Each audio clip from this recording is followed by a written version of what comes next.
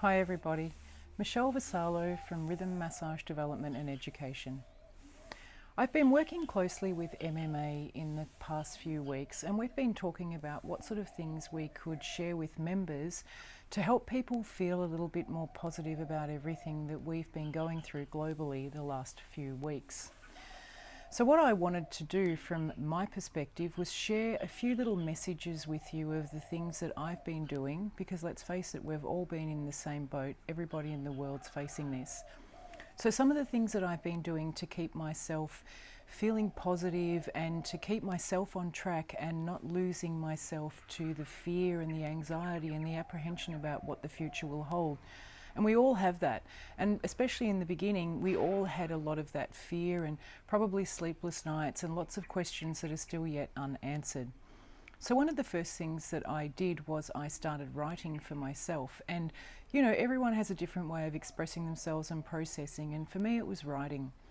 And so one of the first pieces that I wrote, I started to concentrate on myself and my feelings and what I was seeing going on around me, and how could I actually make that okay for me. And the two things that I came up with in my first piece of writing are really simple and really old school. And you know, one of them's something that from a little girl my dad used to always sing, this particular song, One Day at a Time. And so, you know, I've heard that a lot in my life, and there's been very few times that I've really had to apply that to myself and actually break it down to one day at a time. And the situation that we're facing now is something that has brought out that idea or that sentiment for me. So I've been really concentrating on waking up and taking things one day at a time.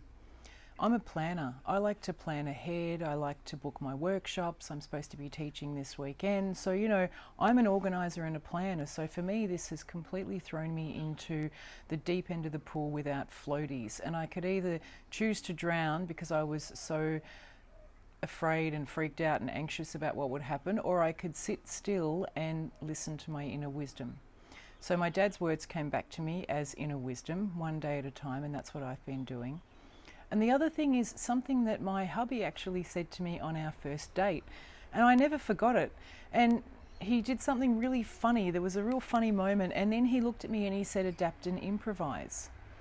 Humans are great adapters. We've known that. We know that about our species. And so adapt and improvise. Get up, taking things one day at a time, which I've really had to narrow down my focus and calm the inner voice and create some quiet for myself. And luckily the whole world's gone quiet, so it's easy to create quiet when things are quiet. And then adapt and improvise. So how do I adapt to the new situation? What do I see around me that I can utilize for myself to build myself personally? And how do I improvise my daily routine? How do I improvise what's happening with my work? How do I improvise and change so that at the end of each day, I'm still okay? So one day at a time has been invaluable for me, and it's the first thing that I discovered about myself during this situation that we face now as a nation and as a global community.